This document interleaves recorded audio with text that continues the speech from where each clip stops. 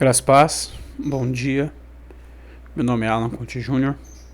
Sou da Primeira Igreja Batista Bíblica no Jardim Paraíso, em Guarulhos. E eu gostaria de te agradecer por estar aqui conosco mais uma manhã. Gostaria também de conversar um pouquinho com vocês a respeito da nossa Santa Palavra de Deus. E hoje nós vamos ver um pouquinho sobre o viver para Cristo, ou o meu viver é Cristo. Se encontra lá em Filipenses 1:21, passagem famosa que todos nós conhecemos. Vamos ler então Filipenses 1:21. Leamos então o que diz as Sagradas Escrituras em Filipenses 1:21. Diz o seguinte então: pois para mim o viver é Cristo e o morrer é lucro. Texto conhecido, né? Texto que deveria ser o nosso bordão, o nosso lema. E vamos entender um pouquinho o porquê, né? Passando aqui para nossa meditação é o seguinte: nós passamos uma vida inteira aqui na Terra, né, que pode ser definida o seu tempo, né, a sua duração, como um vapor que hoje existe e logo após deixa de existir. Uma pequena adaptação de Tiago 4,14. Porém, né, e aí que, apesar dela ser extremamente curta, né, principalmente em relação ao todo, o que nós vamos fazer nessa vida vai realmente decidir se essa vida valeu a pena, se essa vida foi boa ou não. Aos olhos de Deus, obviamente, né?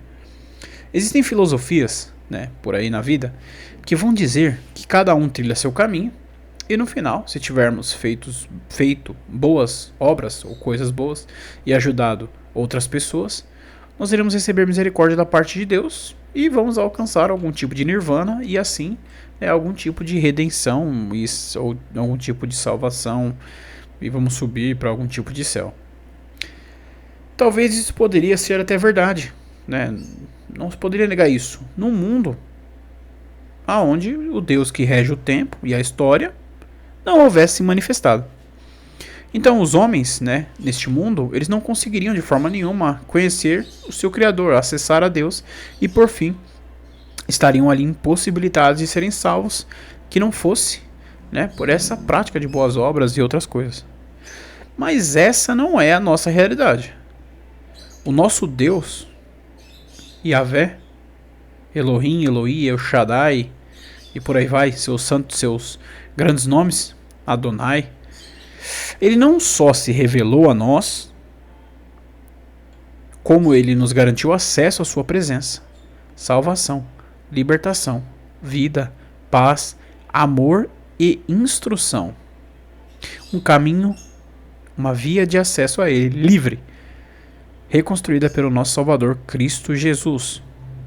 Ele não simplesmente se revelou, mas ele definiu a história para andar nos passos corretos de maneira tal que todos nós tivéssemos o necessário para conhecê-lo, adorá-lo e cultuá-lo da maneira que ele se agrada, né? Fazendo assim, né, essa via para que pudéssemos o agradar, cumprir o que ele deseja e aí sermos salvos. Se você for diferente de Paulo, sua vida então diante de Deus ela será péssima. E aí você deve estar se perguntando, né? Mas e aí, Alan? E aí, Alan? Esse apóstolo Paulo, né? Ele era um homem igual eu e você. Como ele pode ser parâmetro para mim? Se diante de Deus, né, todos somos iguais. E daí que segue o óbvio, né? Esse homem, Paulo, ele viveu praticamente metade da vida dele como fariseu, um estudioso. Posteriormente, se tornou perseguidor da igreja, crente que estava fazendo um favor a Deus, se livrando da seita dos nazarenos, que era como era conhecido, né, o cristianismo no seu início. Quando, porém, né, ele está indo de uma cidade a outra, né, a cidade de destino era Damasco, eu não lembro qual é a cidade que ele partiu. No meio da viagem ali no deserto, ele descobre que tudo que ele viveu era uma mentira legalista criada por fariseus legalistas.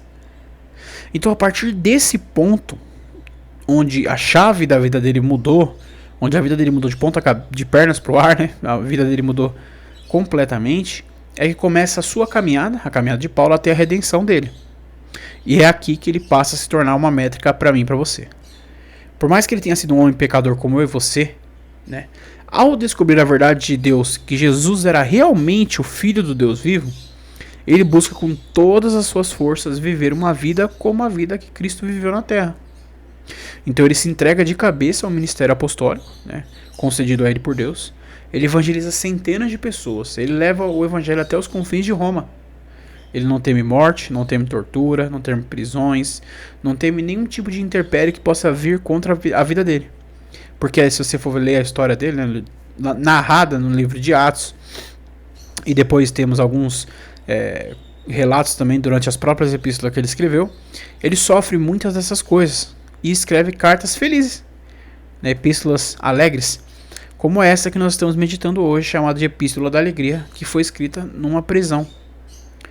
E é nesse momento, né, finalmente, quando ele compreende para que ele veio ao mundo, que seria para honrar e glorificar a Deus com sua vida, seu corpo e suas atitudes, então ele se torna digno de, por meio da inspiração divina, dada por Deus, né, escrever essa frase que nós estamos meditando, que deveria ser o nosso lema durante toda a nossa vida. Pois para mim o viver é Cristo e o morrer é lucro. Para você entender isso, um verdadeiro filho de Deus, né, a sua vida ela só tem valor enquanto ela pode ser empregada a Cristo e sua seara, a sua obra. Trabalhar na obra, levar luz aos cegos, né, esperança aos desesperançados, você realmente levar o evangelho aos perdidos. Ao mesmo tempo em que você faz isso, você almeja estar com o seu Senhor o quanto antes, por meio da morte. Ela deixa de ser aquela terrível senhora que nos buscaria no fim de nossa vida, e ela passa a ser nada mais, nada menos do que um breve momento que vai nos separar da presença do nosso Senhor.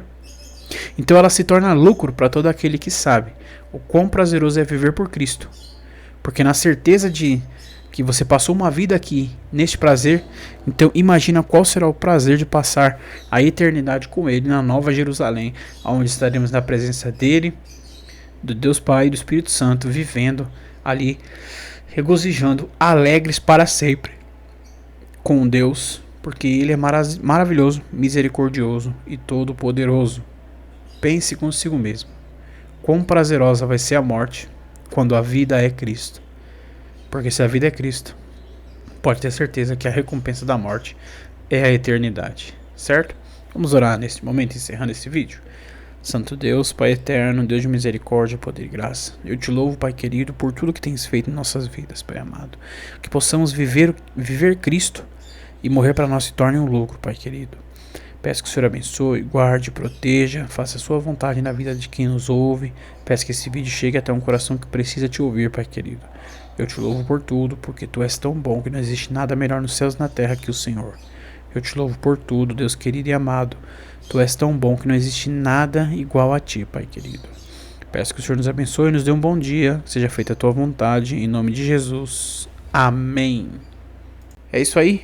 Agradeço você pela atenção. Que Deus lhe abençoe, seus projetos, sua família, sua vida e tudo quanto mais você for fazer no dia de hoje. Que Ele seja com você, assim como Ele tem sido todos os dias, tenho certeza. Que Deus lhe abençoe. Falou!